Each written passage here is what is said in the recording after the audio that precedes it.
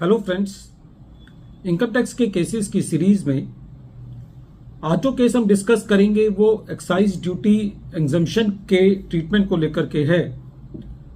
Present case में honourable Guwahati high court के सामने एक इशू ये था कि यदि एसएससी को कोई एक्साइज ड्यूटी एग्जम्पशन मिलती है जो कि किसी न्यू इंडस्ट्रियल पॉलिसी जो कि गवर्नमेंट ऑफ इंडिया के द्वारा इंट्रोड्यूस की गई है उसके मुताबिक है, और उस एक्साइज ड्यूटी एग्जम्पशन का जो मकसद है वो कुछ स्टेट्स का इंडस्ट्रियलाइजेशन करना है और एम्प्लॉयमेंट जनरेशन करना है, तो ऐसे केस में यदि एसएससी उस एक्साइज ड्यूटी एग्जम्पशन को एक कैपिटल रिसीट की तरह ट्रीट करता है तो क्या इसको कैपिटल रिसीट माना जाना चाहिए या इसको रेवेन्यू रिसीट मान के इस पर इनकम टैक्स को यह अधिकार है कि वो उस पर टैक्स ले सकता है। यही इशू कोर्ट ने अपने एक case principal commissioner of income tax and another versus green ply industries limited के केस में डिसाइड किया, और ये केस 476 ITR पेज नंबर 347 पर रिपोर्ट हुआ और इस केस का जजमेंट 4 मार्च 2025 को आया। प्रेजेंट केस असेसमेंट ईयर 14-15 से रिलेटेड है। एसएससी को एक्साइज ड्यूटी एग्जम्पशन मिली। ये एक्साइज ड्यूटी एग्जम्पशन एक पॉलिसी डिसीजन की वजह से थी जो कि एक न्यू इंडस्ट्रियलाइजेशन पॉलिसी के तहत था, जिसके मुताबिक मिनिस्ट्री ऑफ कॉमर्स और गवर्नमेंट ऑफ इंडिया के द्वारा एसएससी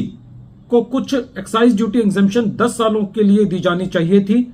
और ये एक्साइज ड्यूटी एग्जम्पशन उत्तरांचल और हिमाचल प्रदेश के इंडस्ट्रियलाइजेशन और वहां पर एम्प्लॉयमेंट जनरेशन को लेकर के थी। एसएससी ने जब अपनी इनकम टैक्स की रिटर्न फाइल की तो उसके अंदर एसएससी ने इसको एक रेवेन्यू रिसीट के बतौर ट्रीट किया। एसएससी की असेसमेंट प्रोसीडिंग्स के दौरान भी एसएससी ने इसको अपनी रेवेन्यू रिसीट माना, लेकिन जब एसएससी का मैटर सीआईटी अपील पर किसी और एडिशंस को लेकर के था तो उस वक्त एसएससी ने पहली बार कमिश्नर ऑफ इनकम टैक्स के पास ये अपना पक्ष रखा कि ये एक्साइज ड्यूटी एग्जम्पशन एक रेवेन्यू रिसीट के बतौर टैक्सेबल नहीं की जानी चाहिए, ये एक कैपिटल रिसीट है। ये एक सेटल्ड लॉ है कि एसएससी यदि अपना कोई न्यू क्लेम लेना चाहता है तो एसएससी को रिवाइज रिटर्न फाइल करनी होती है यदि एसएससी को एओ के पास वो नया क्लेम लेना है, लेकिन एसएससी के पास ये हमेशा अधिकार रहता है कि एसएससी ये क्लेम किसी एपेलेट अथॉरिटी के पास बिना रिवाइज्ड रिटर्न के फाइल किए बिना भी ले सकता है। इसी चीज को ध्यान में रखते हुए commissioner of income tax appeal ने एसएससी के इस क्लेम को अलाउ किया कि ये एक रेवेन्यू रिसीट नहीं है, ये एक कैपिटल रिसीट है। Commissioner of income tax appeal के पास दूसरा एक इशू ये सामने था कि यदि एक बार इस रिसीट को कैपिटल रिसीट ले लिया जाता है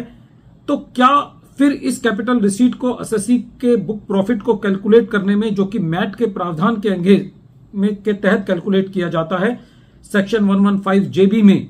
क्या इस कैपिटल रिसीट को उस बुक प्रॉफिट को कैलकुलेट करने में कंसीडर किया जाना चाहिए।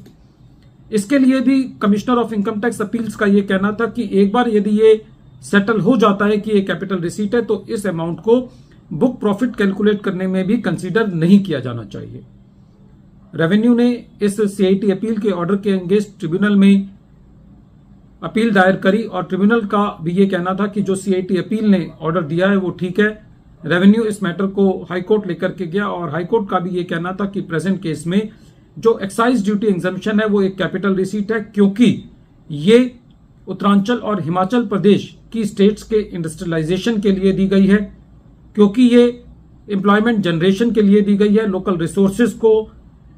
के बेटर यूटिलाइजेशन के लिए दी गई है। तो सारे